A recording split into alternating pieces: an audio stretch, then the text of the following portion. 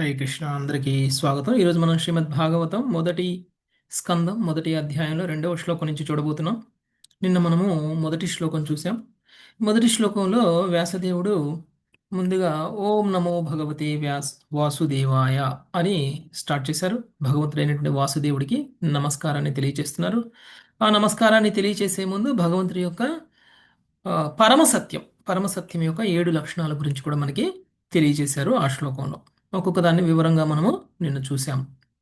అయితే ఒకటవ శ్లోకానికి భాష్యం చాలా పెద్దగా ఉంది. భాష్యంలో ఉన్నటువంటి విషయాలు మోర్ ఆర్ లెస్ మనం కవర్ చేసుకున్నాము. 2, 3 శ్లోకాలు కూడా చదివిన తర్వాత 1, 2, 3 శ్లోకాల్లో ఉన్నటువంటి భాష్యం మొత్తాన్ని కూడా మళ్ళీ మనం ఒకసారి చదువుదాం. ఈరోజు మనము రెండవ శ్లోకాన్ని చూద్దాం. రెండవ శ్లోకంలో మనకి భాగవతం యొక్క లక్షణాల గురించి తెలియజేశారు. శ్రీమద్ భాగవతం మనం ఏదైతే శ్రీమద్ భాగవతాన్ని శ్రవణం చేయబోతున్నామో, ఏదైతే శ్రీమద్ భాగవతాన్ని మనం అందరం కూడా అధ్యయనం చేయబోతున్నామో ఆ భాగవతం యొక్క లక్షణాలను తెలియజేస్తున్నారు. మనం కొన్ని పాయింట్స్ని మనం ఆల్రెడీ ఇంట్రడక్షన్ క్లాస్లో కవర్ చేసుకున్నాం. అయినా సరే శ్రీమద్ భాగవతంలో భాగవతం గురించి ఏం చెప్పబడి ఉంది, స్వయంగా రచించినటువంటి వ్యాసదేవుడు ఏం చెప్పారు అనేటువంటి విషయాన్ని మనము ఈరోజు చూద్దాం. ఓకే, మంజులత మాతాజీ రెండవ శ్లోకం. హరే ధర్మ పూజ్యత కైతవేత్ర పరమో నిర్మత్సరాణం సతాం ధర్మ ప్రోక్త కైతవోత్ర పరమో నిర్మశ్చరాణాం సతాం వేద్యం వాస్తవమత్ర వస్తు శివదం తాపత్రయోన్మూలనం. వేద్యం వాస్తవమత్ర వస్తు శివదం తాపత్రయోన్మూలనం. శ్రీమద్భాగవతే మహాముని కృతే కృతే కిం వా పరైరీశ్వర శ్రీమద్భాగవతే మహాముని కృతే కిం వా పరైరీశ్వరః. సద్యో హృద్యవరుధ్యత్రేత్ర కృతిభిః శుశ్రూషిభిస్తక్షణాత్. సద్యో హృద్యవరుధ్యత్యేత్ర కృతుభిః శుశ్రూషభిస్తక్షణాత్. చదవండి. భౌతిక భావన ప్రేరితములైన ధర్మములన్నిటినీ సంపూర్ణముగా నిరసించి మాత్సర్యరహితులైన భక్తులు అవగతమొనర్చుగల పరమోత్కృష్టమైన సత్యమును ఈ భాగవత పురాణము ప్రతిపాదించుచున్నది. పరమోత్కృష్ట సత్యమునది మాయకు పరమైన సత్యమై ఉండి సర్వులకు మంగళప్రదాయకమై ఉన్నది. అట్టి సత్యము త్రివిధ తాపములను సమూలనముగా రచింపజేయును. మహాముని అయిన వ్యాసదేవునిచే అనగా అతని పరిపక్వ స్థితిలో రచింపబడిన ఈ శ్రీమద్ భాగవతము భగవదనుభూతిని పొందుటకు సర్వ విధములుగా యోగ్యమై ఉన్నప్పుడు వేరొక గ్రంథము యొక్క అవసరమేమున్నది? శ్రీమద్ భాగవత సందేహమును మనుజుడు శ్రద్ధతో అనుకువతో శ్రవణము చేసినంతనే జ్ఞానముచే దేవదేవుడు అతని హృదయమునందు సుస్థాపితుడగుచున్నాడు. భాష్యం సుస్థాపితుడగుచున్నాడు. చదవండి. ఓకే. సుస్థాపితుడగుచున్నాడు. హరే వద్దు. కృష్ణ. చెప్తాను భాష్యం. తర్వాత చదువురు. Okay okay. ధర్మ ప్రోజ్జిత కైతవేత్ర పరమో నిర్మత్సరాణం సతాం. మొదటి లైన్లో శ్రీమద్ భాగవతం యొక్క 2 లక్షణాలను తెలియజేస్తున్నారు. మొదటిది ధర్మ ప్రోజ్జిత కైతవేత్ర. ధర్మము అంటే మనందరికీ ఒక్కొక్క రకమైనటువంటి అభిప్రాయం ఉంది.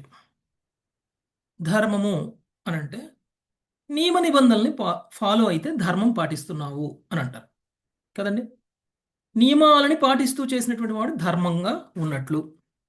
అంటే ఒక ప్రభుత్వం ఉంది. ఈ ప్రభుత్వంలో ప్రభుత్వ నియమాలకి అనుగుణంగా గనక మనం ఫాలో అయితే మనం నేరస్తులం కాదు. ప్రభుత్వ నియమాలకి వ్యతిరేకంగా గనక మనం గనక మన జీవనాన్ని గనక కొనసాగించినట్టయితే ప్రభుత్వ నియమాలను ఉల్లంఘించినటువంటి వాళ్ళం అవుతాం. అప్పుడు మనం నేరస్తులం అవుతాం. అప్పుడు మనల్ని ఏం చేస్తుంది ప్రభుత్వము? నేరం చేసినందుకు శిక్షిస్తుంది. అంటే ధర్మంగా ఉంటే శిక్ష ఉండదు, అధర్మయుతంగా ఉంటే శిక్ష పడుతుంది. ఇది మనకు తెలిసిన ధర్మం కదా.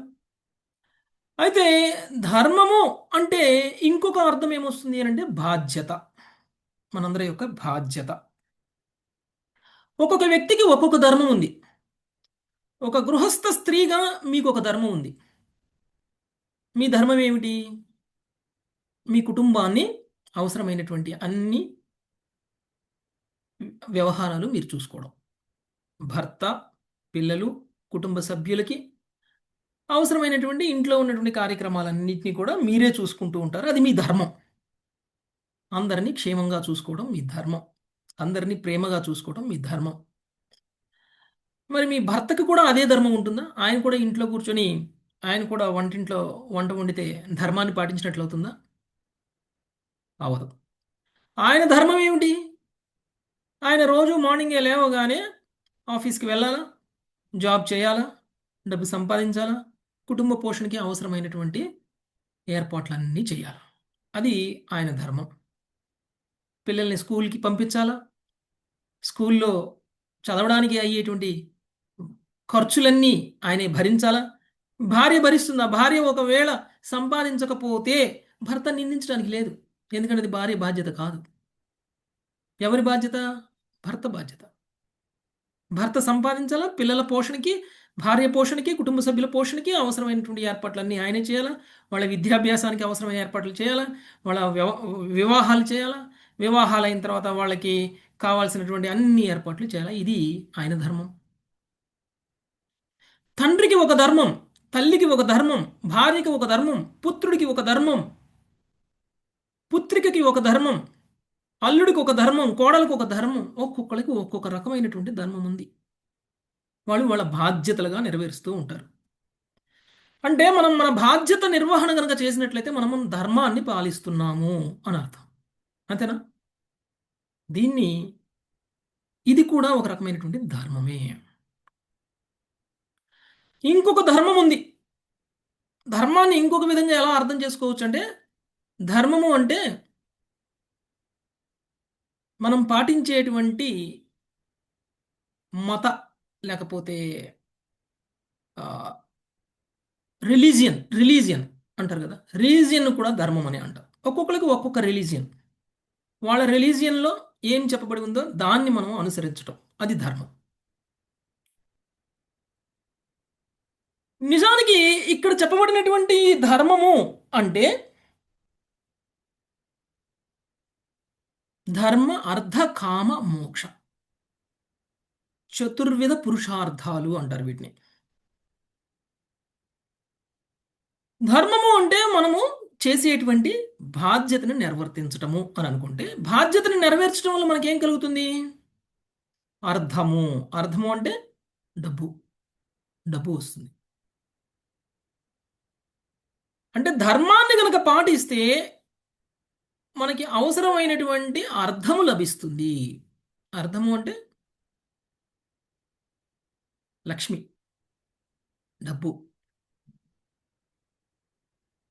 మన దగ్గర కావాల్సినంత డబ్బు ఉంటే మన కోరికలను నెరవేర్చుకోవచ్చు. అవునా కదా? డబ్బు ఎందుకు కావాలి కోరికలు నెరవేర్చుకున్నప్పుడు? కోరికలు నెరవేర్చుకోవడానికి డబ్బు అవసరం కదా. డబ్బు ఉంటే కోరికలు నెరవేరుతాయి. అదే కామము. ఎప్పుడైతే విచ్చలవిడిగా మన యొక్క కోరికలను నెరవేర్చుకుంటామో, కోరికలు తీరగానే లేదు అనంటే కోరికల్ని నెరవేర్చుకునేటువంటి దిశలో విసిగిపోతే, అలసిపోతే అప్పుడు వైరాగ్యం వస్తుంది. అప్పుడు మనకి మోక్షం కావాలి అని అనుకుంటాం. ఇంకా నాకు వద్దిది, వీటన్నిటిని త్యజించాలి. ఇక్కడ మోక్షము అంటే ఉన్న వాటన్నిటినీ త్యజించి నిరాకార బ్రహ్మంలో లీనమైపోవడం. నిరాకార బ్రహ్మంలో లీనమైపోవడం అంటే భౌతికమైనటువంటి అస్తిత్వాన్ని వదిలేసుకోవడం, మనకున్నటువంటి అస్తిత్వాన్ని కోల్పోవడం.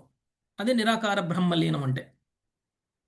ధర్మ, అర్థ, కామ, మోక్ష, చతుర్విధ పురుషార్థాలని మనం అందరం కూడా పాటిస్తున్నాం.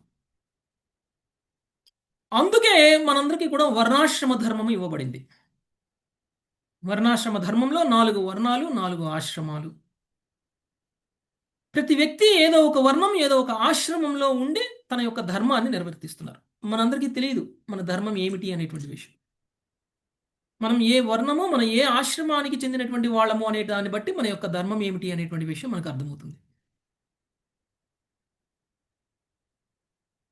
అంటే వర్ణాశ్రమ ధర్మం ద్వారా మనం నిర్వర్తిస్తున్నటువంటి ఈ చతుర్విధ పురుషార్థాలు ఏవైతే ఉన్నాయో, ఈ చతుర్విధ పురుషార్థాలని ఇక్కడ ధర్మము అని పిలవడం జరిగింది ఈ శ్లోకంలో.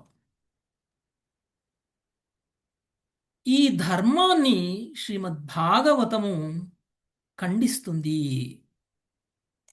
అందుకనే మొదటి లైన్లో చూడండి, ధర్మ ప్రోజ్జిత కైతవోత్ర. ప్రోజ్జిత అంటే సంపూర్ణంగా నిరసిస్తుంది అంటే ఏంటి? ఇగ్నోర్. నిరసించడం అంటే ఖండించడం. ఎందుకు ఖండిస్తుంది? ఎందుకంటే అది కైతవ ధర్మం కాబట్టి అని చెప్తుంది. కైతవ ధర్మం అంటే ఏంటి? కైతవ ధర్మం అంటే మోసగించేటువంటి ధర్మం, మోసం చేసేటువంటి ధర్మం. అంటే ఒకవేళ మనం మన యొక్క జీవితాన్ని మొత్తం చతుర్విధ పురుషార్థాలని వెంట గనక పడి మన ధర్మాన్ని నిర్వర్తిస్తున్నాము అని అనుకుంటే మనల్ని మనం మోసం చేసుకుంటున్నాము అని శ్రీమద్ భాగవతం చెప్తుంది. శ్రీమద్ భాగవతం అలాంటి ధర్మాన్ని ఖండిస్తుంది. శ్రీమద్ భాగవతం అలాంటి ధర్మాన్ని ఖండిస్తుంది. శ్రీమద్ భాగవతం వచ్చిందే ధర్మాన్ని స్థాపించడం కోసం కదండి. ధర్మ స్థాపన కోసం భగవంతుడు అవతరిస్తారు, అవునా కదా? ఎక్కడ చెప్పారు? ధర్మస్థాపన కోసం నేను అవతరిస్తాను అని చెప్పారు. ధర్మ సంస్థాపనార్థాయ సంభవామి యుగే యుగే. ప్రతి యుగంలో నేను అవతరిస్తాను అని చెప్పారు. అంటే ఏం చేస్తుంది శ్రీమద్ భాగవతం? ధర్మాన్ని ఖండిస్తూ ధర్మస్థాపన చేస్తుందా శ్రీమద్ భాగవతం? మనం ఇంతకుముందు చెప్పుకున్నాం శ్రీమద్ భాగవతానికి శ్రీకృష్ణుడికి ఏం తేడా లేదు అని. శ్రీమద్ భాగవతం కలియుగ ఆరంభంలో అవతరించింది. కలియుగ ఆరంభంలో అవతరించింది శ్రీమద్ భాగవతం. మరి శ్రీమద్ భాగవతం కలియుగ ఆరంభంలో అవతరించి శ్రీమద్ భాగవతానికి కృష్ణుడికి ఎలాంటి తేడా లేదు, శ్రీకృష్ణుడే శ్రీమద్ భాగవతము అని చెప్పినప్పుడు మరి ఇలా ఆవిర్భవించినటువంటి ఈ భాగవతం ధర్మాన్ని ఖండిస్తుంది మరి ధర్మస్థాపనకు వచ్చి అని మనందరికీ అనిపించవచ్చు. ధర్మస్థాపన చేస్తుంది కాబట్టే కైతవ ధర్మాన్ని ఖండిస్తుంది. అసలు ధర్మం అంటే ఏమిటి? ధర్మం అంటే మనల్ని మనం ఈ భౌతిక బంధనాలలో చిక్కుకుబడేలా చేసేటువంటిది ధర్మం కాదు. ఏదైతే మనల్ని ఈ భౌతిక బంధనాల నుంచి విముక్తులను చేయగలుగుతుందో అది ధర్మం, నిజమైనటువంటి ధర్మం. ఆ ధర్మాన్ని పరోధర్మం అని అంటారు. పరోధర్మం అనంటే భౌతికమైనది కాదు, ఆధ్యాత్మికమైనది అని అర్థం. పరోధర్మం అనంటే భౌతికమైనటువంటి సుఖ సౌకర్యాల కోసం మనం చేసేటువంటి పుణ్యకార్యాలు కాదు. పరోధర్మం అంటే భౌతికానికి పరమైనటువంటిది. భౌతికానికి పరమైనటువంటిది అంటే స్వయంగా శ్రీకృష్ణ భగవానుడికి చెందినటువంటిది పరోధర్మం. శ్రీకృష్ణుడిని పొందేలా చేయగలిగేది పరోధర్మం. అందుకనే శ్రీకృష్ణుడు భగవద్గీతలో ఒక విషయాన్ని తెలియచేశారు. అన్ని ధర్మాలని త్యజించు, నన్ను ఆశ్రయించు అని అన్నారు. అన్ని ధర్మాలని త్యజించి నన్ను ఆశ్రయించు, అదే ఉత్తమమైనటువంటి ధర్మము అని చెప్పారు. అంటే ఆ పరోధర్మం అంటే ఏమిటి? కృష్ణ భక్తి, కృష్ణుడికి శరణాగతులం అవడం అనేటువంటిది పరోధర్మం. అంటే శ్రీమద్ భాగవతం మనకి కృష్ణ భక్తిని తెలియచేస్తుంది కానీ కైతవ ధర్మాన్ని తెలియచేయదు. సో శ్రీమద్ భాగవతం యొక్క మొదటి లక్షణం ఏమిటి? మొదటి గుణం ఏమిటి? కైతవ ధర్మాన్ని ఖండిస్తుంది శ్రీమద్ భాగవతం. రెండవది నిర్మత్సరాణం సతాం. నిర్మత్సరాణం, నిర్మత్సరాణం అంటే నిర్మత్సరాణం అసూయ లేనటువంటి వాళ్ళు. అసూయ లేనటువంటి వాళ్ళు మాత్రమే శ్రీమద్ భాగవతాన్ని అర్థం చేసుకోగలరు. భౌతిక విషయంలో ఉన్నటువంటి వాళ్ళందరికీ కూడా అసూయాద్వేషాలు అనేటువంటివి ఉన్నాయి. అందుకనే శ్రీమద్ భాగవతం అందరికీ అర్థం కాదు. భాగవతాన్ని అర్థం చేసుకోవాలి అని అంటే అసూయ ద్వేషము అనేటువంటిది ఉండకూడదు. అంటే భక్తులుగా ఉండాలి. సతాం, సతాం అంటే భక్తులు. భక్తులైనటువంటి వాళ్ళకి, అసూయలైనటువంటి వాళ్ళకి మాత్రమే శ్రీమద్ భాగవతం అర్థమవుతుంది.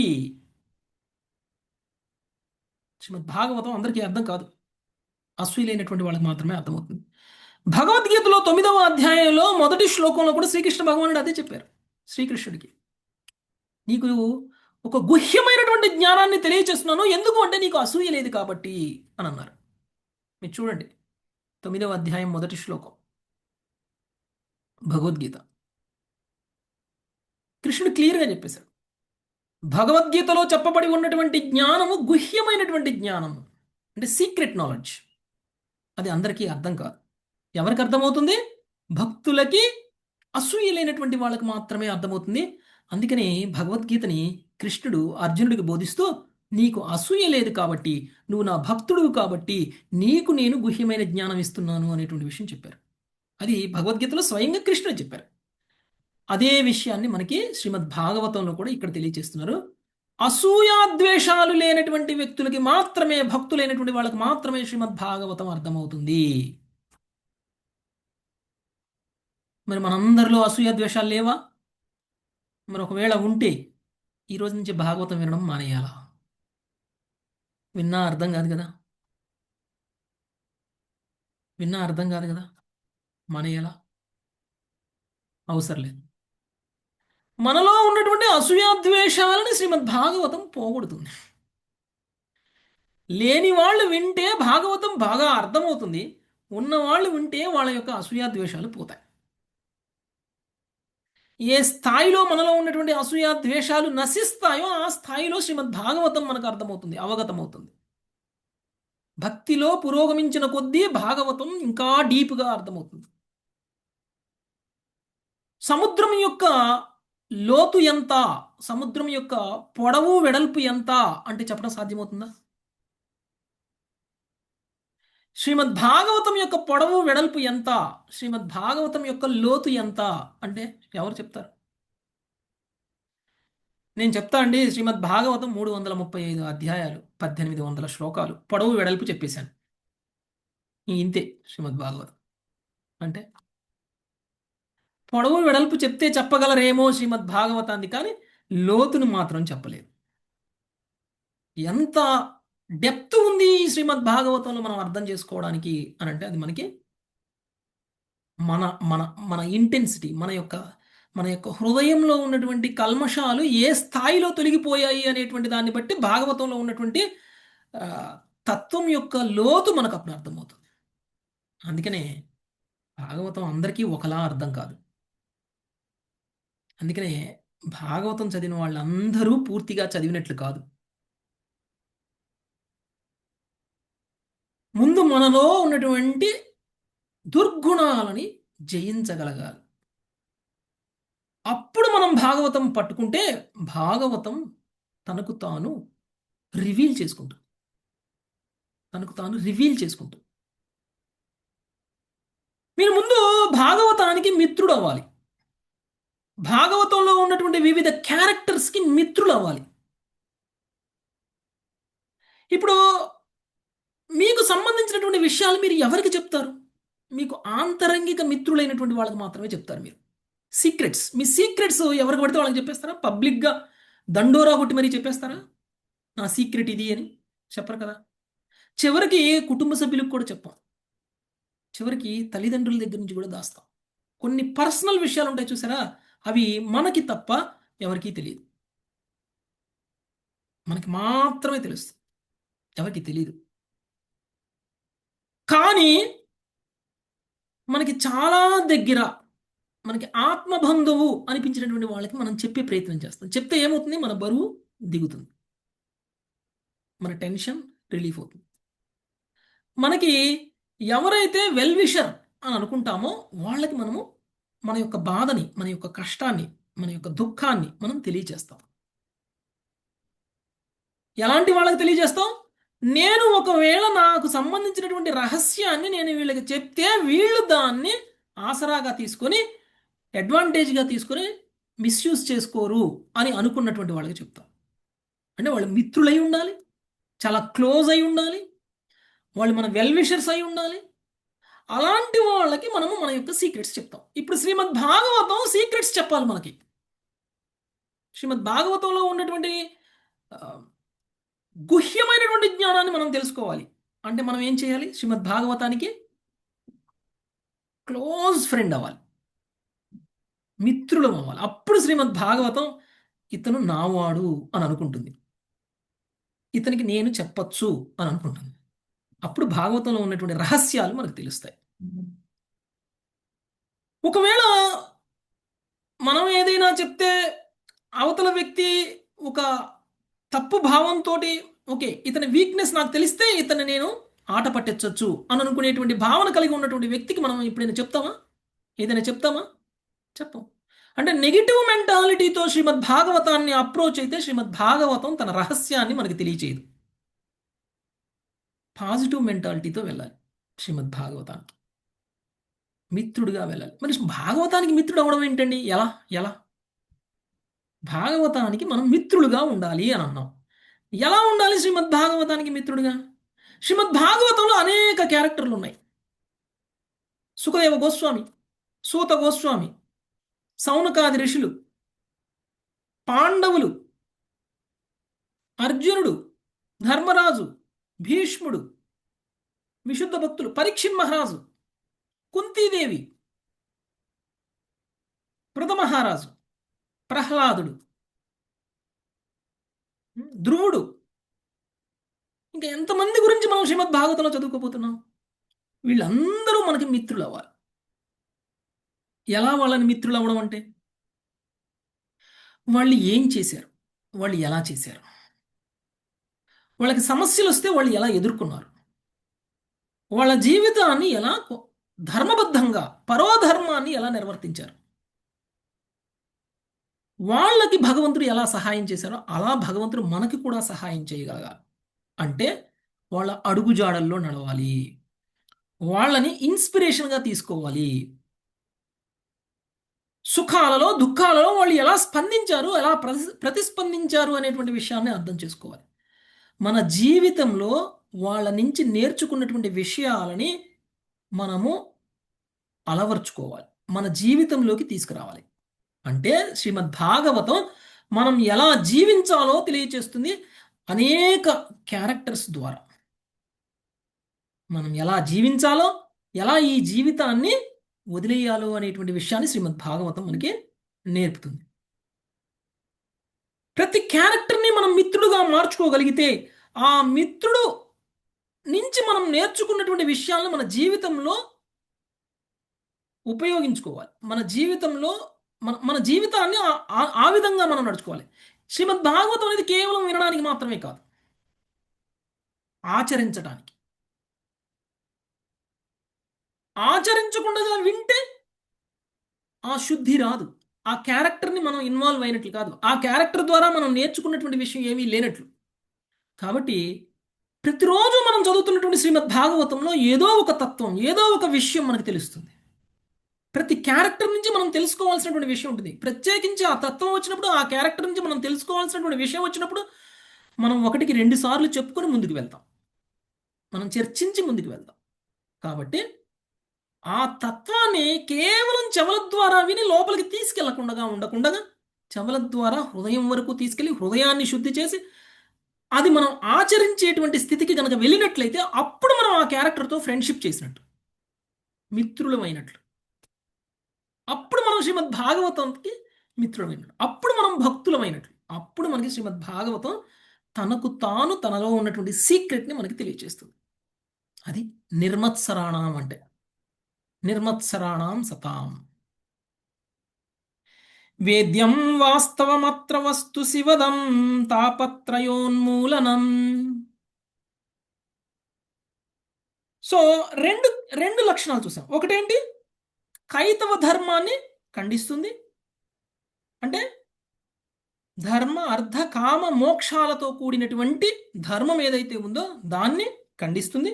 రెండవది, శ్రీమద్ భాగవతం కేవలం అసూయ లేనటువంటి వాళ్ళకి మాత్రమే అర్థమవుతుంది, విశుద్ధ భక్తులైనటువంటి వాళ్ళకి మాత్రమే అర్థమవుతుంది. మూడవది, వాస్తవ వాస్తవమత్రమస్తు శివధం. శివధం, శివధం అంటే శివ అంటే శివ అంటే శివం అంటే మంగళం అని అర్థం, ఆస్పీషియస్నెస్. శ్రీమద్ భాగవతం చదవడం వల్ల మన జీవితంలో మంగళకరంగా మారుతుంది. ఎందుకు? వేదవ్యాసుడితో రచించబడినటువంటి వాస్తవం కాబట్టి. మనకి ఏది వాస్తవమో ఏది అవాస్తవమో మనకు తెలియదు. అవాస్తవాన్ని వాస్తవం అనుకుంటాం, వాస్తవాన్ని అవాస్తవం అనుకుంటాం మనం.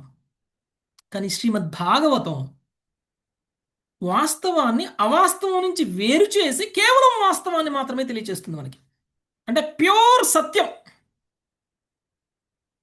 అసత్యాన్ని సత్యం నుంచి వేరు చేయడం. అప్పుడు ఏమవుతుంది? జల్లెడ పెట్టేసింది అనమాట. మీకు బియ్యంలో రాళ్ళు ఉన్నాయనుకోండి, మీకు మీకు మీకు పిండిలో మట్టి ఉందనుకోండి, రాళ్ళు ఉన్నాయనుకోండి, ఏం చేస్తారు మీరు? పిండిని జల్లెడ పడతారు కదా. ఒక్కొక్క రాయిని వేరేస్తారా, లేకపోతే రాయిని వేరే మార్గం వేరే ఉంటుంది కదా మీకు. ఆడవాళ్ళకి నేను చెప్పనవసరం అవసరం లేదు. ఓకే, చెరగడం లేకపోతే జల్లెడ పట్టడం చేస్తారు. ఏం చేస్తున్నారు మీరు అక్కడ? అవసరమైన దాన్ని కావడం కోసం అనవసరమైనటువంటి దాన్ని తీసేస్తున్నారు. ఆ విధంగా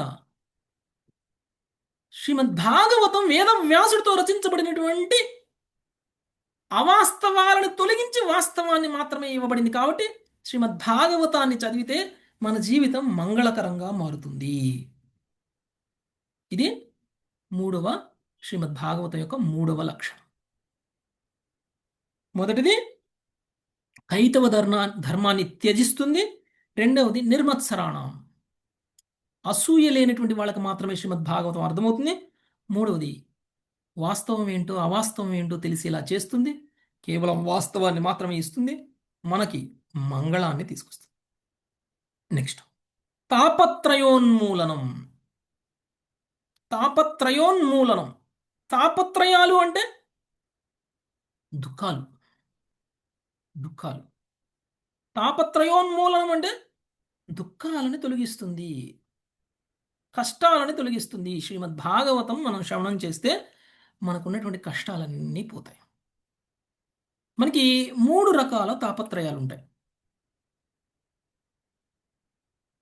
ఆధ్యాత్మిక, ఆదిభౌతిక, ఆదిదైవిక. ఆధ్యాత్మిక, ఆదిభౌతిక, ఆదిదైవిక, మూడు రకాల తాపత్రయాలు ఉన్నాయి. ఈ మూడు రకాల తాపత్రయాలు ఏమిటి అనంటే, ఆధ్యాత్మిక తాపత్రయం అనంటే మన వల్ల మనకి కలిగేటువంటి కష్టాలు. నా వల్ల నాకు, నేను ఏదైనా ఒక కష్టాన్ని అనుభవిస్తున్నాను అంటే దానికి కారణం నేనే. నేను చేసినటువంటి పనులు, నేను చేసినటువంటి ఆలోచనలు, నాకు ఉన్నటువంటి నిర్ణయాల కారణం, నేను తీసుకున్నటువంటి నిర్ణయాల కారణంగా నేను అనుభవిస్తున్నటువంటి కష్టం. దీన్ని ఆధ్యాత్మిక క్లేశము లేదంటే ఆధ్యాత్మిక తాపత్రయము అని అంటాం. రెండవది ఆదిభౌతిక క్లేశాలు. ఆదిభౌతిక క్లేశాలు అంటే మనకి ఎదురవుతున్నటువంటి కష్టాలకి మనం కాదు కారణం. మన చుట్టుపక్కల ఉన్నటువంటి ప్రదేశాలు, మన చుట్టుపక్కల ఉన్నటువంటి వ్యక్తులు, పరిస్థితులు, ఇవన్నీ కూడా కారణం. ఉదాహరణకి మనం ఇప్పుడు క్లాస్ చెప్పుకుంటున్నాం, బయట ఏదో దీపావళి బాంబులు పేలుస్తున్నారు అనుకోండి, ఏమవుతుంది? మన క్లాస్కి డిస్టర్బెన్స్ వస్తుంది. మన క్లాస్ డిస్టర్బ్ అవ్వడానికి మనం ఆ కారణం. ఇక్కడ బయట ఎవరో ఏదో సౌండ్లు చేస్తున్నారు అంటే బయట నుంచి మనకి కలుగుతున్నటువంటి దుఃఖాలు, కారణాలు, విఘ్నాలు ఏవైతే ఉన్నాయో ఇవన్నీ కూడా ఆదిభౌతిక తాపత్రయాలు. మనం రోడ్డు మీద వెళ్తూ ఉన్నాం, మనం ట్రాఫిక్ రూల్స్కి అనుగుణంగా లెఫ్ట్నే వెళ్తున్నాం, కానీ లెఫ్ట్లో రావాల్సిన ఒక లారీ రైట్లో నుంచి వచ్చి మనకు గుద్దింది అనుకోండి, లేదంటే ఒక స్కూటరు రైట్కి వచ్చి మనకు గుద్దింది అనుకోండి, మనం రైటే, కానీ కష్టం ఎవరికి వచ్చింది? మనకే. ఎందుకు వస్తుంది? ఎవరి వల్లనో కలిగినటువంటి కష్టం అది. ఇలాంటి కష్టాలని ఆదిభౌతిక తాపత్రయాలు అని అంటారు. అంటే వీటి నుంచి కూడా మనకి శ్రీమద్ భాగవతం విముక్తినిస్తుంది. ఆది దైవిక తాపత్రయాలు. ఆది దైవిక తాపత్రయాలు అంటే నా వల్ల నాకు కలిగిన కష్టం కాదు, ఇతరుల వల్ల నాకు కలిగినటువంటి కష్టం కాదు, దేవతల వల్ల కలిగేటువంటి కష్టాలు.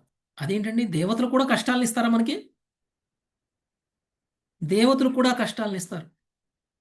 అవసరానికి మించిన వర్షం, అవసరానికి మించిన ఎండ, అవసరానికి మించిన గాలి, అవసరానికి మించిన నీరు వచ్చేసింది అనుకోండి, ఏమైపోతుంది?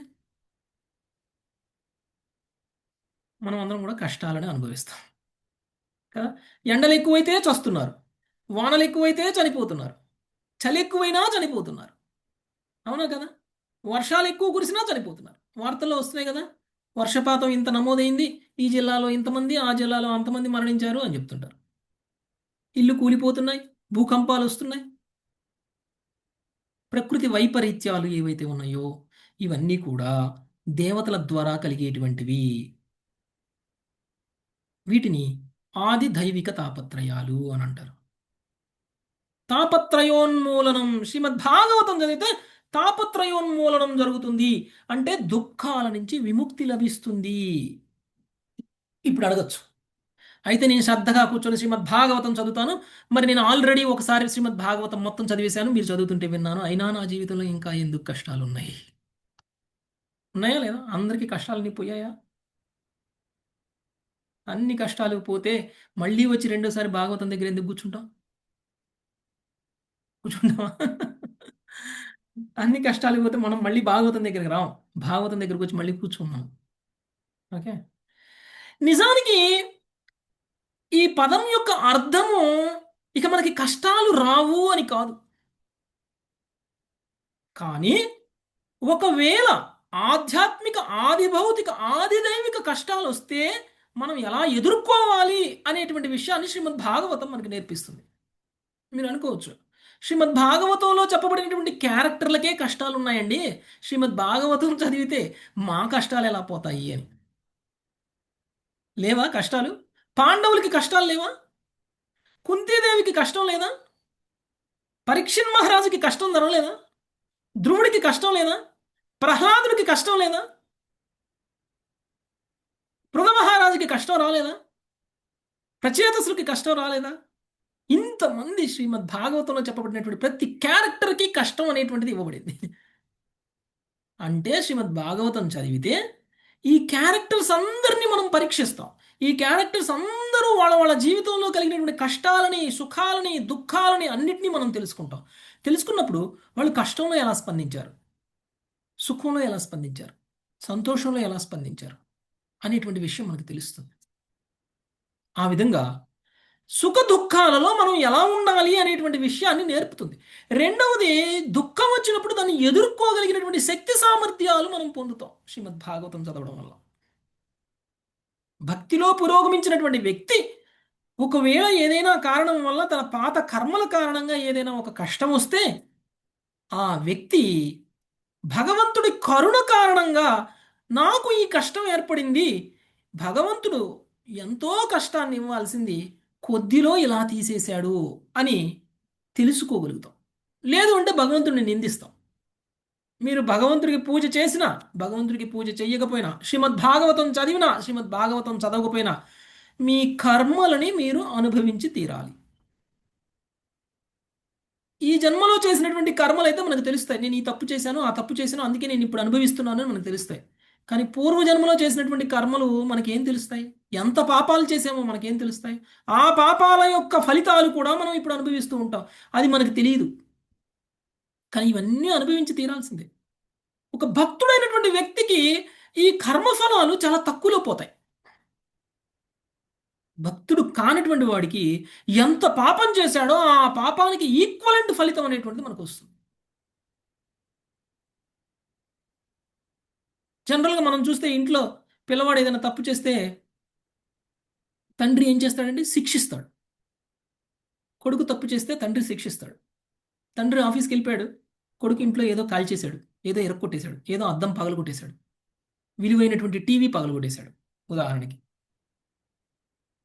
ఇంటికి రాగానే చూడగానే హాల్లో టీవీ పగిలిపోయింది, ఏం చేస్తాడు తండ్రి? వెంటనే కొడుకుని ఎవరు పగలగొట్టారు అని అడుగుతాడు.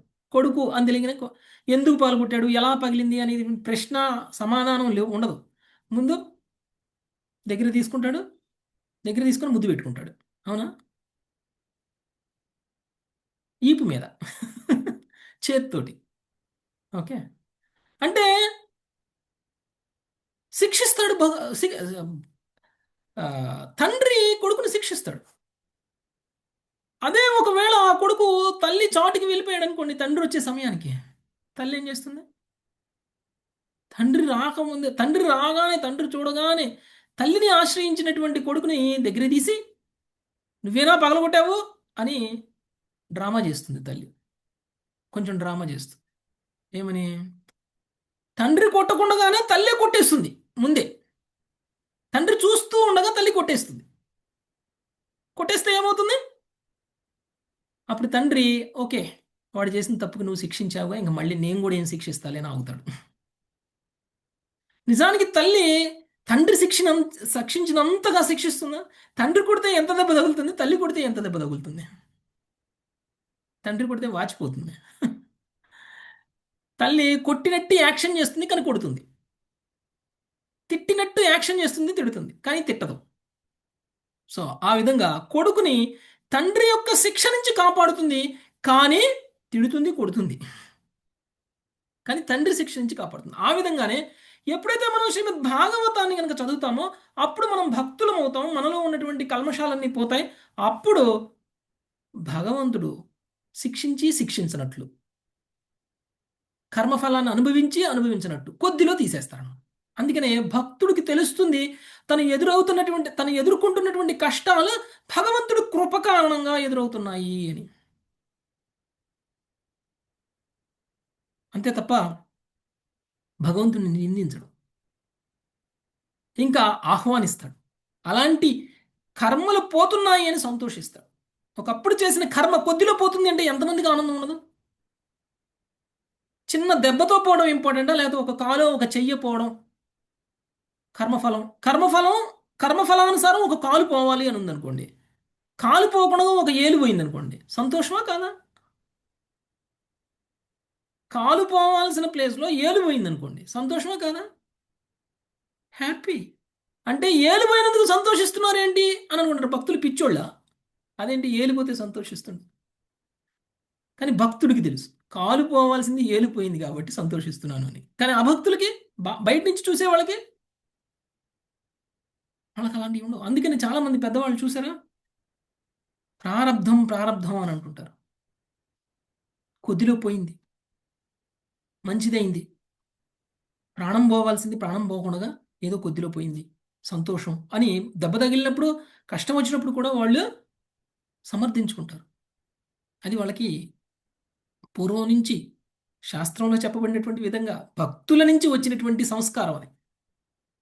ఎందుకంటే ఒకప్పుడు మన పూర్వజులందరూ కూడా మంచి భక్తులు, అందుకనే వాళ్ళ నుంచి వచ్చినటువంటి సంస్కారం అది. అదే ఒకవేళ మనకి సుఖం వచ్చింది అనుకోండి, విర్రవీగిపో, నేను అర్హుణ్ణి కాబట్టి నాకు ఈ సుఖం వచ్చింది, నేను అర్హుణ్ణి కాబట్టి నాకు ఈ ఐశ్వర్యం వచ్చింది, నాలో నేను గొప్పవాణ్ణి కాబట్టి నాకు ఈ సుఖం, సంతోషం, ఈ ఆస్తి, ఐశ్వర్యం వచ్చింది అని విర్రవీగడు.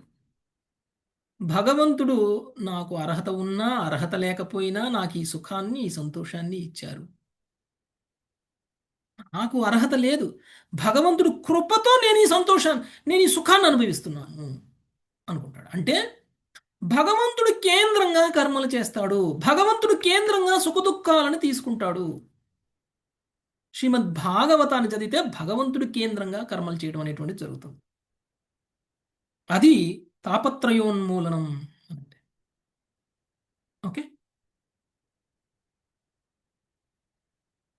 శ్రీమద్భాగవతే మహాముని కృతే కిం వా పరైరీశ్వర, కిం వా కిం వా ఇంకేదైనా ఎందుకు అని.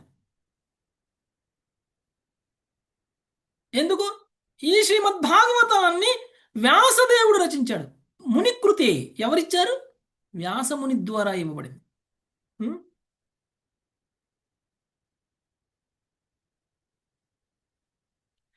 ఒకవేళ కనుక మనం వ్యాసముని ద్వారా రచించబడినటువంటి శ్రీమద్ భాగవతాన్ని కనుక స్వీకరించినట్లయితే మన జీవితంలోకి ఇంక మనకి వేరే ఇతర ఏ గ్రంథాలు అవసరమేముంది అని అంటున్నారు. అర్థమైందా? ఎందుకు వ్యాసదేవుడు రచించినటువంటి శ్రీమద్ భాగవతంకి అంత ప్రాముఖ్యత ఇచ్చారు అని అంటే, వ్యాసదేవుడు రచించేటప్పుడు వ్యాసదేవుడి యొక్క మూడు. మరి ఇతర గ్రంథాలు కూడా వ్యాసదేవుడే కదా రచించాడు. వేదాలను రాసింది వ్యాసదేవుడే, పురాణాలను రాసింది వ్యాసదేవుడే, ఇతిహాసాలను రాసింది వ్యాసదేవుడే, వేదాంత సూత్రాలను రాసింది వ్యాసదేవుడే, అనేక రకాల పురాణాలు రాశారు. ఇవన్నీ వ్యాసదేవుడే రాశారు. అవన్నీ రాసినప్పుడు వ్యాసదేవుడి మూడు ఎలా ఉంది? శ్రీమద్ భాగవతం రాసినప్పుడు వ్యాసదేవుడి మూడు ఎలా ఉంది? వ్యాసదేవుడు అంటే మన మూడును బట్టి మన మాటలు, అంతేనండి. మన ఆలోచనలను బట్టి మన మాటలు, మనం చేసేటువంటి పనులు, మనం చేసేటువంటి కర్మలు అందరూ ఒకలాగానే ఉండు. వాళ్ళ వాళ్ళ మూడు, వాళ్ళ యొక్క వాళ్ళ యొక్క చైతన్యం ఎలా ఉందో ఆ చైతన్యానికి అనుగుణంగా వాళ్ళు రచించేటువంటి రచనలు, వాళ్ళు మాట్లాడేటువంటి మాటలు, వాళ్ళు చేసేటువంటి కర్మలు. శ్రీమద్ భాగవతం కంటే ముందు వ్యాసదేవుడు రచించినప్పుడు వ్యాసదేవుడి యొక్క చైతన్యంలో ఉన్న మార్పు, చైతన్యానికి, మరియు శ్రీమద్ భాగవతం రచించినప్పుడు వ్యాసదేవుడికి ఉన్నటువంటి చైతన్యానికి చాలా తేడా ఉంది. అందుకనే శ్రీమద్ భాగవతం అమలమైనటువంటిది. అందుకనే శ్రీమద్ భాగవతం అన్ని పురాణాల కంటే, అన్ని వేదాల కంటే, అన్ని ఇతిహాసాల కంటే గొప్పదైనటువంటిది. అందుకనే శ్రీమద్ భాగవతాన్ని కనుక తీసుకుంటే ఇంక మరి ఏ ఇతర గ్రంథాలని తీసుకోవాల్సినటువంటి అవసరం లేదు. చివరిగా రాసింది Srimad Bhagavatam, latest version. Latest version వ్యాసదేవుడు రచించిన దాంట్లో లేటెస్ట్ వెర్షన్ అంటే ముందు రాసిన దాంట్లో ఏం తప్పులు రాశాడో అవన్నీ ఇక్కడ సరిదిద్దుకుంటాడు. ముందు రచించిన వాటిలో ఏదేది అవసరం లేదో అవన్నీ ఇక్కడి నుంచి తీసేస్తాడు. ముందు రచించిన వాటిలో ఏదేది అవసరమైంది చెప్పలేదో అవన్నీ కూడా ఇక్కడ చెప్తారు. ఎందుకు? వ్యాసదేవుడి యొక్క మెచ్యూరిటీ లెవెల్స్ పెరిగాయి, వ్యాసదేవుడి యొక్క చైతన్యంలో మార్పు వచ్చింది, వ్యాసదేవుడు తన గురువు ద్వారా ఆదేశించబడ్డాడు, వ్యాసదేవుడు భక్తిలో పురోగమించారు, వ్యాసదేవుడు భగవంతుణ్ణి స్మరించుకుంటూ రాసినటువంటి గ్రంథం కాబట్టి, కృష్ణ చైతన్యంలో ఉండి రాసినటువంటి గ్రంథం కాబట్టి కాబట్టి శ్రీమద్ భాగవతము వ్యాసదేవుడితో రచించబడినప్పటికీ ఇతర గ్రంథాల కంటే గొప్పది, విలువైనది. ఓకే, అందుకనే ఒక్కసారి కనుక మనం శ్రీమద్ భాగవతాన్ని కనుక పొందినట్లయితే మరి ఇక ఏ ఇతర గ్రంథాలు అవసరం లేదు. అది ఇంకొక లక్ష్యం. ఓకే,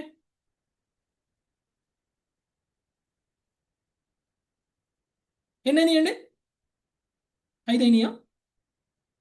ధర్మప్రోజిత కైతవ ధర్మాన్ని ఖండిస్తుంది, పరమధర్మాన్ని తెలియచేస్తుంది, నిర్మత్సరాణం పరోధర్మాన్ని తెలియచేస్తుంది, నిర్మత్సరాణం, నిర్మత్సరాణం అంటే అసూయ లేనటువంటి వాళ్ళకి మాత్రమే అర్థమయ్యేలా చెప్తుంది. నాలుగవది నాలుగవది మంగళకరం, వాస్తవాలని అవాస్తవం నుంచి తొలగించి మరీ తెలియచేస్తుంది, జీవితాన్ని మంగళకరంగా మారుస్తుంది. తాపత్రయోన్మూలనం, మనకి దుఃఖాలని తొలగిస్తుంది. తర్వాత శ్రీమద్ భాగవతం చదివితే మనకి ఇంకా ఏమీ అవసరం లేదు. శ్రీమద్ భాగవతం ఉండగా మనకి ఇంకా ఏ ఇతర గ్రంథాల యొక్క అవసరం ఏముంది అని.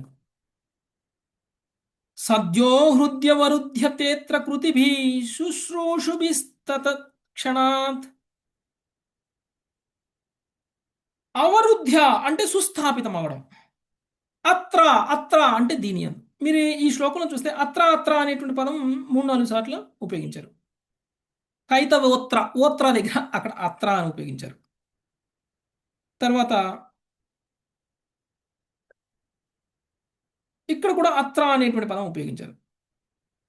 తే అత్ర, హృద్య వరుధ్యతే అత్ర. అత్ర అంటే ఈ గ్రంథంలో, ఈ గ్రంథంలో అని అర్థం. ఎక్కడో కాదు, ఈ గ్రంథం. ఏ గ్రంథం? శ్రీమద్ భాగవతం.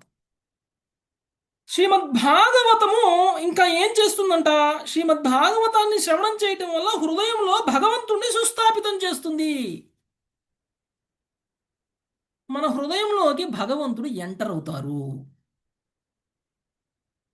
హృదయంలోకి ఎంటర్ అవడం అంటే చెవుల ద్వారా ఎంటర్ అవుతారు. ఎలా? కర్ణ ప్రవిష్ట కర్ణ రంధ్రేణ. శ్లోకం విన్నారండి? గుర్తుందా ఇంతకుముందు? శ్రీమద్ భాగవతాన్ని ఎలా చదవాలి మనం? ఎలా తినాలి మనం? ఎలా జ్యూస్, శ్రీమద్ భాగవతం అనేది జ్యూస్. ఆ జ్యూస్ని మనం ఎలా స్వీకరించాలి? ఆ జ్యూస్ని మనం చెవల ద్వారా స్వీకరించాలి, తాగాలి. తాగితే అది హృదయానికి వెళ్ళి హృదయంలో నివసిస్తుంది. అంటే హృదయంలో కృష్ణుడు ఉంటారు. శ్రీమద్ భాగవత శ్రవణం చేసినటువంటి వారి హృదయంలో కృష్ణుడు స్థాపితమవుతారు. అంతకంటే ఉత్తమమైనటువంటి విషయం ఏమైనా ఉంటుందా?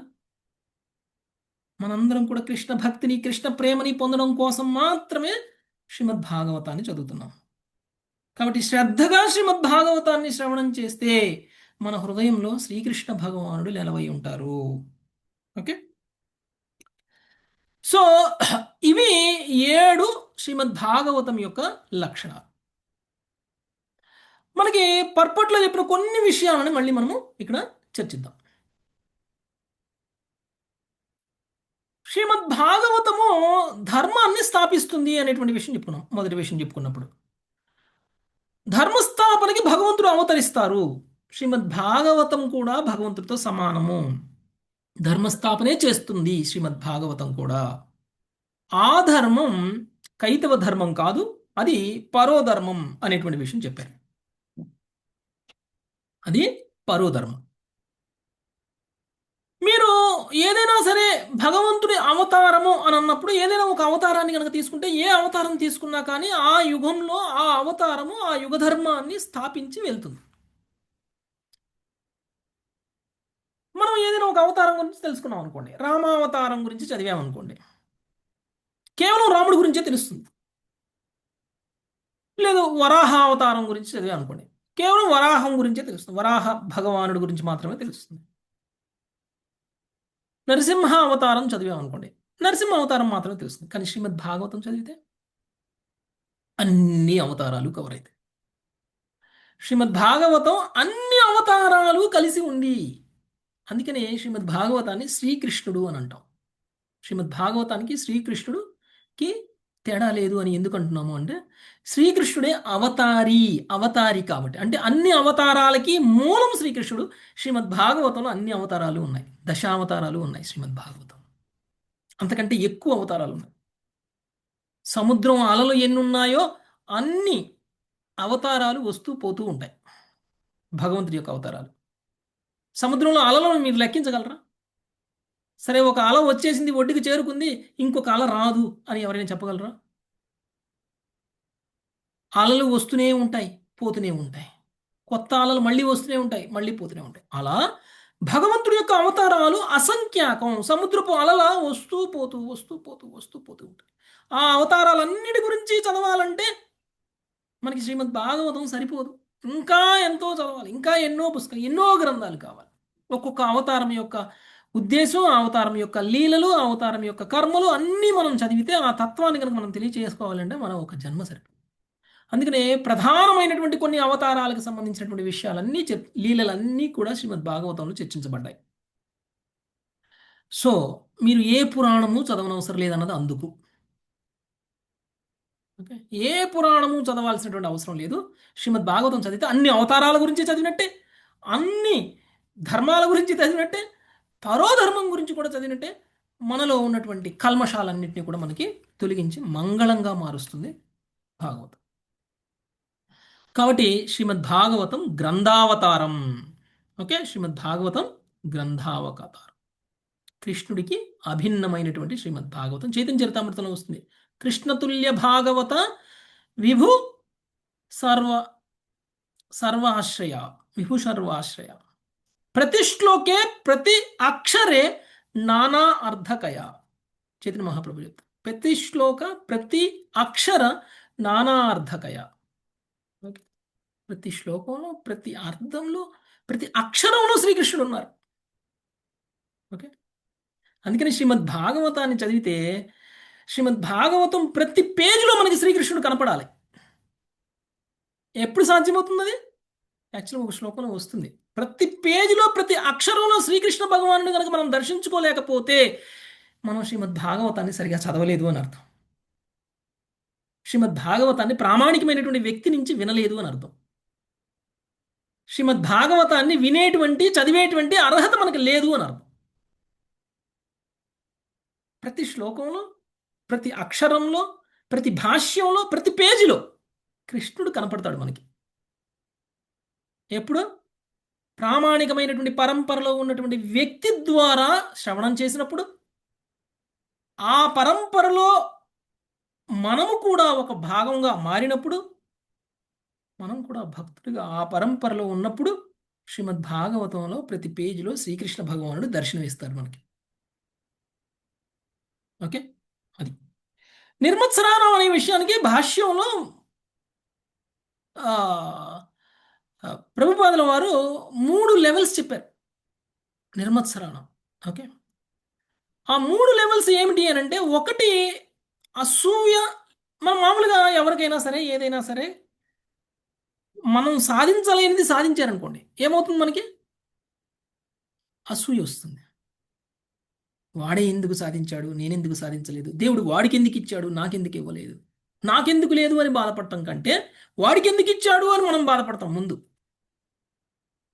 అది మన నైజం.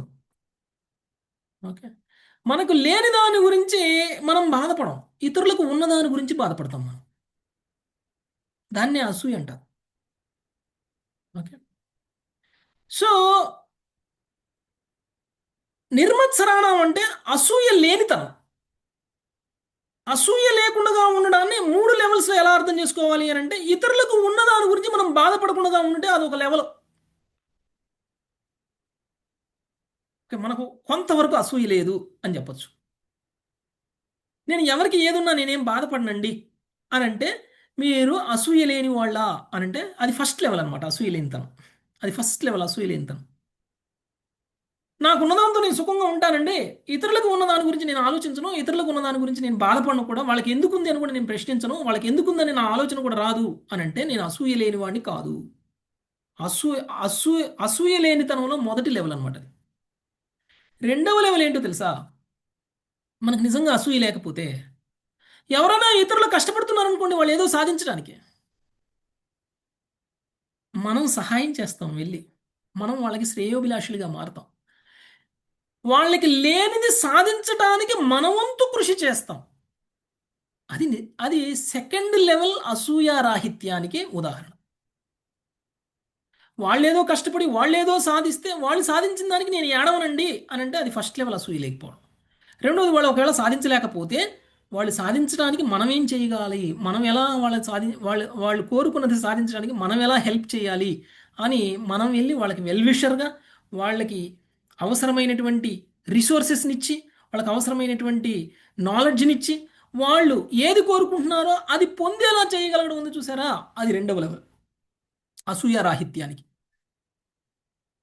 ఇక మూడవ లెవెల్ అసూయ రాహిత్యం ఏంటి అని తెలుసా? మనం ఒక్కళ్ళమే అలా చేయడం కాదు, మన చుట్టూ ఉన్నటువంటి సమాజంలో ఉన్నటువంటి ప్రతి వ్యక్తి కూడా మనలాగా మారాలి అని అందరినీ కూడా అసూయారహితులుగా చేయడం ఏదైతే ఉందో అది మూడవ లెవెల్ అనమాట. ఓకే, ఇది మూడు లెవెల్స్ అనమాట. అసూయారాహిత్యానికి 3 లెవెల్స్. థర్డ్ లెవెల్లో ఉన్నటువంటి వ్యక్తి గొప్ప వ్యక్తి, నిజంగా అసూయారహితమైనటువంటి వ్యక్తి. అందుకనే మనం ఏం చేస్తామంటే, నా భక్తి నేను చేసేసుకుంటాను, ఇతరుల భక్తులా కాదా నాకు సంబంధం లేదు, ఇతరుల భక్తులు అయితే అవుతారు లేకపోతే లేదు అని వదిలేస్తే అసూయ కలిగినటువంటి వాళ్ళం అవుతాం మనం. నా భక్తి నేను చేసుకుంటాను, నేను నా కృష్ణుడు, నా భక్తి, నా ఇల్లు, నా కుటుంబం, నేను భక్తి చేసుకుంటాను, నేను ముక్తి పొందుతాను, నేను కృష్ణుడు ధామానికి వెళ్ళిపోతాను. ఇది అసూయ రాహిత్యమా? ఇది అసూయ. లేదు అంటే ఇతరులను కూడా నేను భక్తులుగా మార్చగలగడం. నా ఎదురింటి వాళ్ళు, నా పక్కింటి వాళ్ళు, నా ఆఫీస్లో కొలీగ్స్, లేకపోతే నాకు తెలిసినటువంటి వ్యక్తులు ఎవరైతే ఉన్నారో వాళ్ళల్లో ఏ విధంగా మనం కృష్ణ చైతన్యాన్ని ఇవ్వగలగాలి, మనలా వాళ్ళను కూడా ఎలా మార్చాలి అని ప్రయత్నం చేయడం ఉంటుంది చూసారా, అది రెండవ లెవెల్ అనమాట.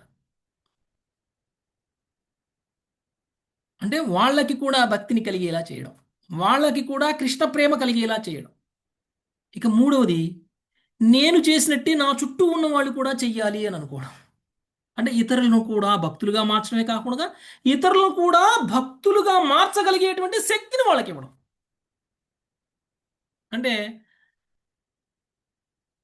ఎవరైతే మన మెంబర్స్ ఉన్నారో మన మెంబర్స్ అందరూ కూడా కేవలం నా క్లాసే వినాలి, నా క్లాసే వినాలి, నా క్లాసే వినాలి అని అనుకుంటే అది తప్పు. వాళ్ళు కూడా క్లాస్ ఇవ్వగలగాలి. నేను వాళ్ళని ఎలా అయితే భక్తులుగా మార్చగలిగానో అలా వాళ్ళు ఇంకొక 10 మందిని భక్తులుగా మార్చగలగాలి అని అనుకోవడం అది నెక్స్ట్ లెవెల్ అనమాట. సో ఆ విధంగా అసూయ రాహిత్యానికి కూడా 3 లెవెల్స్ ప్రపోజల్ వారు భాష్యంలో ఎక్స్ప్లెయిన్ చేయడం అనేటువంటి జరిగింది. ఓకే, సో మనమందరం కూడా అందరి పట్ల కూడా శ్రేయోభిలాషులుగా మారాలి. మన చైతన్యంలో మార్పు రావాలి. ఆ విధంగా మనం అందరం కూడా మంగళకరంగా మారాలి. అప్పుడు మనకి మన హృదయంలో కృష్ణుడు కనిపిస్తారు. కృష్ణుడు హృదయ అవరుధయేత్ అంటే కృష్ణుడు అప్పుడు మనకి కనిపిస్తారు. ఓకే, ఇది మనకి శ్రీమద్ భాగవతం యొక్క గొప్పతనంగా, గ్రేట్నెస్ ఆఫ్ శ్రీమద్ భాగవతం, భాగవతం యొక్క గ్రేట్నెస్ మనకి ఈ విధంగా తెలియచేశారు. ఏంటండి 7 క్యారెక్టరిస్టిక్స్, 7 లక్షణాలను మనకి తెలియచేసి భాగవతం యొక్క గొప్పతనాన్ని తెలియచేశారు. Okay, thank you very much. Hare Krishna. ఎవరికైనా ఏమైనా ప్రశ్నలు ఉంటే తీసుకుందాం. ఈ సెషన్ ఇంతటితో ముగిద్దాం. అందరూ హ్యాండ్ లో చేయండి. హ్యాండ్ లో చేస్తే నేను ఒక్క నిమిషం, ఓన్లీ ప్రశ్నలు ఉన్న వాళ్ళ వరకు మాత్రమే హ్యాండ్ రైజ్ చేయండి మాతాజీస్.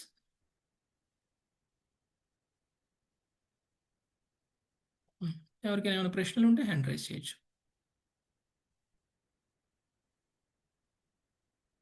ఓకే, దేవి వేముల మాతాజీ. హరే కృష్ణ ప్రభుజీ. హరే కృష్ణ. మనకి 3 లక్షణాలు అర్థమైంది. 4వ లక్షణం ఏంటి అనేది నాకు కొంచెం డౌట్ ఉన్నది, చెప్పగలరా ప్రభుజీ? ఓకే, మళ్ళీ ఒకసారి చెప్తాను. అధర్మం అంటే కైతవ ధర్మాన్ని ఖండిస్తుంది ఒకటి. రెండవది పరోధర్మాన్ని తెలియచేస్తుంది. మూడవది నిర్మత్సరాణం అంటే అసూయ రాహిత్యంగా ఉన్నప్పుడు మాత్రమే మనకు భాగవతం అర్థమవుతుంది. నాలుగవది వాస్తవం తెలియచేస్తుంది. ఐదవది వాస్తవం తెలియచేసి మన జీవితాన్ని మంగళప్రదంగా మారుస్తుంది. ఐదవది తాపత్రయోన్మూలనం. తాపత్రయోన్మూలనం అంటే దుఃఖాల నుంచి విముక్తిని కలిగిస్తుంది. ఐదవది వ్యాసుడి ద్వారా ఇవ్వబడినటువంటి శ్రీమద్ భాగవతం ఉండగా ఇంకా మనకి వేరే ఏదైనా సరే అవసరం ఏముంది అనేది చెప్తున్నారు. ఓకే, తర్వాత స్వయంగా భగవంతుడే మన హృదయంలో ప్రతిష్ఠింపబడతారు. ఓకే, వచ్చినాయండి అన్ని? 1 2 3 4 5 6 7 కరెక్ట్. వచ్చినాయండి అన్ని? మాతాజీ, దేవి వేముల మాతాజీ. అర్థమైంది ప్రభుజీ. ఓకే, నెక్స్ట్ దేవశ్రీ యశోదాదేవి దాసి మాతాజీ.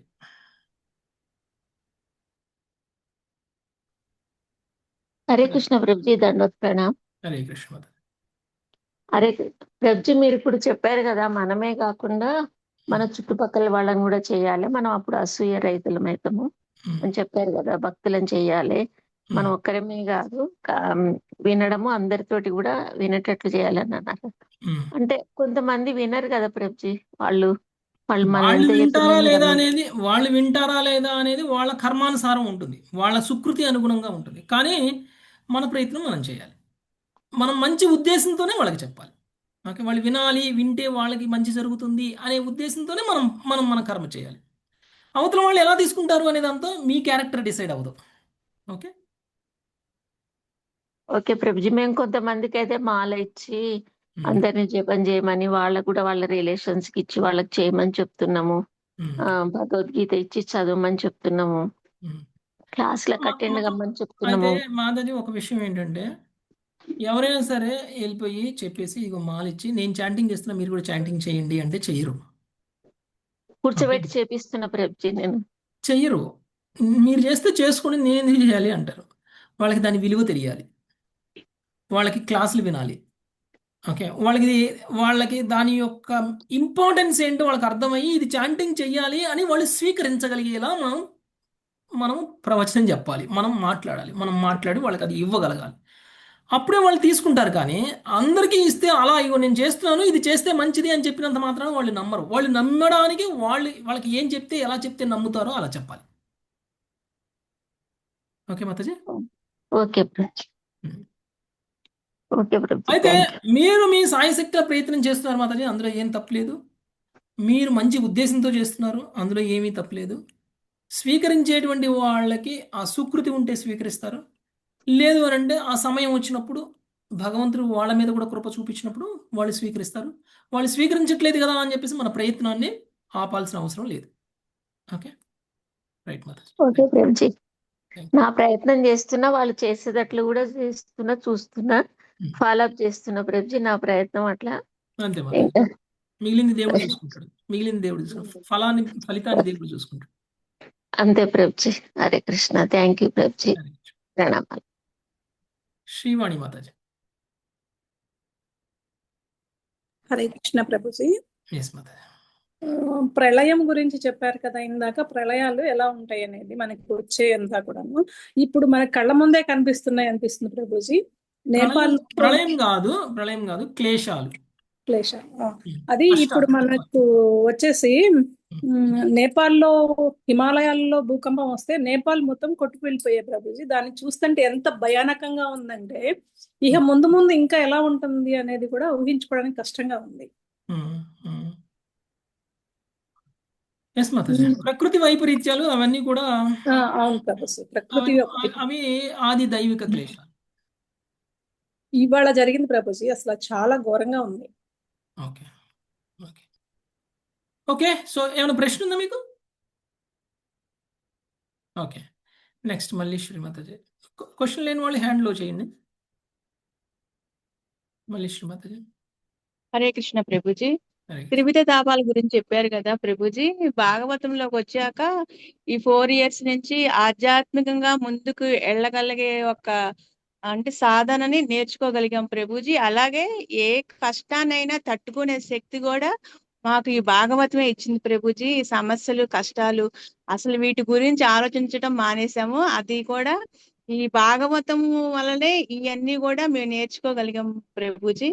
సంతోషమైన కష్టమైన సమంగా ఉండడం అనేది నేర్చుకున్నాం ప్రభుజీ. ఈ పాయింట్ మీకు చెప్పాలనిపించింది Prabhuji. Hari Bol. Very nice Mataji. Hare Krishna. Thank you. Ushati Mataji. Hare Krishna Prabhuji. దండవత్ ప్రణాం ప్రభుజీ. ఎస్. ప్రభుజీ ఇప్పుడు అంటే ఇవాళ నేను ఒక క్వశ్చన్ అడగాలనుకునేది ప్రభుజీ. నేను అసలు వాళ్ళ క్లాస్ స్టార్ట్ అవ్వక ముందు నుంచి ఇప్పుడు శ్రీకృష్ణ భగవానుడికి తన స్నేహితుడైన సుధా కుచేలుడు తన దగ్గర ఏమీ లేకున్నా కూడా ఒక పిడికెడు అటుకులు తీసుకొచ్చి తన ఫ్రెండ్కి ఇవ్వాలి అని చెప్పేసి అని అనుకుంటాడు కదా ప్రభుజీ. అది శ్రీకృష్ణ భగవానుడికి కూడా తెలుస్తుంది. తెలిసి తన దగ్గర లేకున్నా కూడా తను తెచ్చుకొని, మరి తన దగ్గర నుంచి లేకుండా కూడా తెచ్చుకుని తను శ్రీకృష్ణ భగవానుడికి సమర్పించాలి అని చెప్పేసి అని అనుకున్నాడు కదా ప్రభుజీ. అటువంటి ఆ స్థాయికి రావాలి. ఇప్పుడు మా లాంటి వాళ్ళం ఉన్నాం అనుకోండి ప్రభుజీ, ఏదైనా కానీ కృష్ణ భగవానుడికి సమర్పించాలి, ఏదైనా ఒక సేవ చేయాలి అని అనుకున్నప్పుడు మనకు ఉన్నంతలోనే కాకుండా మనకు శక్తి ఉన్నంత వరకు, మనకు అంటే మనం ఏదో కొంత ఎత్తి పెట్టుకొని కొంత ఇవ్వాలి అనేది కూడా కాకుండా మనకు ఎంత ఇవ్వాలి అని అనిపిస్తే కనుక అంత కృష్ణ భగవానుడికి సేవకు సమర్పించుకొని, ఒకవేళ లేదు మిగతా అవసరాలకు లేదు అని అనుకుంటే కనుక అది భగవానుడే తీరుస్తాడు అన్న ఆ శరణాగతి లెవెల్కి రావాలి, ఆ స్థాయికి రావాలి. అది కొంచెం కష్టమే, చాలా లేటుగా వస్తుంది. మనం ఎలా ఉన్నాము అంటే ఏముందిలే దేవుడికి ఇచ్చేది అనేలా ఉంది మనకి కదా. అదే ప్రభు, సుధాముడికి తనకున్నదంతా ఇచ్చేసాడు, ఉన్నదంతా ఇచ్చాడు. కానీ మనము ఇప్పుడు జన్మాష్టమి సెలబ్రేషన్స్ చేస్తున్నాం, దేవుడి సేవకి అడుగుతున్నాం. ఎంతమంది దేవుడి సేవకి ఇవ్వడానికి సిద్ధంగా ఉన్నారు? అదే ప్రభుజీ, అదే నేను ఇప్పుడు ఇవాళ అడగాల. భగవంతుడు మన యొక్క ఇంటెన్షన్ కూడా చూస్తారు. మనకి లేదు అందుకని నేను ఇవ్వట్లేదు అని మనం అనుకుంటే సరిపోదు. భగవంతుడు తెలుసు మనకి ఎంత ఉందో, మనకి ఏముందో, మనం ఏమి ఇవ్వగలము కదా. మనకి తెలుసు ప్రభుజీ. తెలిసి కూడా మనము మన శక్తి అనుసారంగా ఇచ్చేద్దాము. తర్వాతది మనకు భగవంతుడిని నమ్మే కదా ఈ మనం అంటే మనలో సేవాభావం ఉంటేనే మనకి ముక్తి వస్తుంది. ఎస్ ప్రభుజీ. మనకి సేవాభావం లేకుండా మనం కృష్ణుడి ధామానికి వెళ్ళి ఏం చేస్తామండి? గాడిదలు కాస్తాం అక్కడికి వెళ్ళి. అది ప్రభుజీ. మనలో ఇప్పుడు కృష్ణుడి ధామానికి వెళ్తే మనం చేయాల్సింది కృష్ణుడికి సేవ. కృష్ణునికి సేవ. మనకి ఇక్కడనే సేవాభావం లేదు. ఆ, కానీ నేను భక్తుడిని, నేను దీక్ష తీసుకున్నాను, నేను ఇంకా పురోగమిస్తున్నాను, నేను చక్కగా 16 మాలలు చేసే టైంలో 20 మాలలు చేస్తున్నాను, 32 మాలలు చేస్తున్నాను, జపం చేస్తున్నాను, చక్కగా ప్రతిరోజు భాగవతం వింటున్నాను, ప్రతిరోజు భగవద్గీత వింటున్నాను, కానీ సేవాభావం లేదు. అయినా మనకి భగవంతుడి యొక్క ధామానికి వెళ్ళలేము. Yes Prabhuji. Okay, Yes, Prabhuji. ఆ సేవాభావం ఉందా లేదా అనేటువంటి విషయం, ఇలాంటి సేవ చేసే అవకాశం వచ్చినప్పుడు మనం ఎంతవరకు సేవ చేయగలుగుతున్నామని మనల్ని మనం ప్రశ్నించుకోవాలి. ఓకే, అది కృష్ణుడికి తెలుస్తుంది, మనం చెప్పకపోయినా. ఓకే, Yes, మనం yes, ఇచ్చినా ప్రభుజీ. ఇవ్వకపోయినా కృష్ణుడు తెలుస్తుంది. అందుకనే ఆయనకి తెలుసు ఎవరికి అర్హత ఉంది, ఎవరికి అర్హత లేదు, ఎవరిని ఎక్కడ ఉంచాలి అనేటువంటిది ఆయన. ఏ యథామాం ప్రపద్యంతే ఉంది కదా Yes, శ్లోకం. sure, మనం ఏ yes, స్థాయిలో భక్తి చేస్తామో, ఏ స్థాయిలో అంకితం అవుతామో ఆ స్థాయిలోనే కృష్ణుడు ప్రతిస్పందిస్తారు. ఎస్ ప్రభుజీ. అదే ప్రభుజీ, అదే అనిపిస్తుంది ప్రభుజీ. Yes. ఆ భావన రావాలని అనిపిస్తుంది ప్రభుజీ అందరి లోపల కూడా. అందుకని మీలో కొంతమంది మీరు ఇవ్వడమే కాకుండా మీ చుట్టుపక్కల 10 మందిని అడిగి ఇప్పిస్తున్నారు. కృష్ణుడికి వాళ్ళ ఇప్పుడు మీరు ఇస్తేనే జరుగుతుంది అని కాదు, మీ అందరి ఎర్నింగ్స్ ప్యూరిఫై అవ్వాలి, మీ అందరి హృదయం ప్యూరిఫై అవ్వాలి. ఇప్పుడు మాయాపూర్లో ఒక టెంపుల్ కన్స్ట్రక్షన్ చేస్తున్నారు, వేదిక్ ప్లానిటోరియం, కొన్ని కోట్లతో ఖర్చు పెడుతున్నారు. దానికి ఫోర్డ్ అధినేత హెన్రీ ఫోర్డ్ కదా, Yes. ఆయన ఇస్తున్నారు. ఆయన మొత్తం కట్టగలడు, ఆయన సొంత ఖర్చులతో ఆయన మొత్తం కట్టగలడు. కానీ ఆయన ఏమన్నారు, నేను 50% ఇస్తాను, 50% భక్తులందరి నుంచి తీసుకోండి. అప్పుడు ఏమవుతుంది, అందరు హృదయాలు ప్యూరిఫై అవుతాయి, అందరూ ఎర్నింగ్స్ ప్యూరిఫై అవుతాయి, వాళ్ళ సంపాదన కూడా పవిత్రం అయిపోతుంది, వాళ్ళ హృదయం పవిత్రమవుతుంది, వాళ్ళ కుటుంబం పవిత్రమవుతుంది, వాళ్ళ అందరూ ఆస్పిషియస్నెస్ అంటే భగవంతుడి సేవ అనేటువంటిది ఎప్పుడైతే మనం చేస్తామో మన సంపాదన, మన కుటుంబం, మన హృదయం, మన శరీరం అన్నీ శుద్ధి అవుతాయి. ఓకే, ఆ అవకాశం నేను ఒక్కడనే తీసుకుంటే కరెక్ట్ కాదు, అందరికీ ఇవ్వాలి అని ఫోర్డ్ అందరికీ ఇస్తున్నారు ఆ అవకాశాన్ని. Yes, ప్రభుజీ. హరి బోల్ ప్రభుజీ. ఇదే ఓకే, క్వశ్చన్ ఉంది ప్రభుజీ. హరి బోల్. నైస్ మాతాజీ. భవ్య మాతాజీ. హరే కృష్ణ ప్రభుజీ, దండవత్ ప్రణామ్. ప్రభుజీ, మీరు అసూయ రహితంగా ఉండడం గురించి చెప్పారు కదా, 3 లెవెల్స్. అందులో ఫస్ట్ లెవెల్ వచ్చేసి వాళ్ళకు ఉంది అని మనం బాధపడకూడదు, సెకండ్ వచ్చేసి వాళ్ళకి సహాయపడడం వాళ్ళకి చేరుకోవడానికి, థర్డ్ లెవెల్ ఇంకొకసారి చెప్తారా ప్రభుజీ? థర్డ్ లెవెల్ అందరూ మనలాగా మారేలా చేయడం. Okay okay Prabhuji. మనం ఎలా అసూయ రాహిత్యంగా ఉన్నామో మన చుట్టుపక్కల ఉన్న వాళ్ళు కూడా అసూయ రాహిత్యంగా ఉండేలా చేయగలగడం. Prabhuji, thank you Prabhuji. Hare Krishna. Hare Krishna. Okay, thank you very much. Hare Krishna.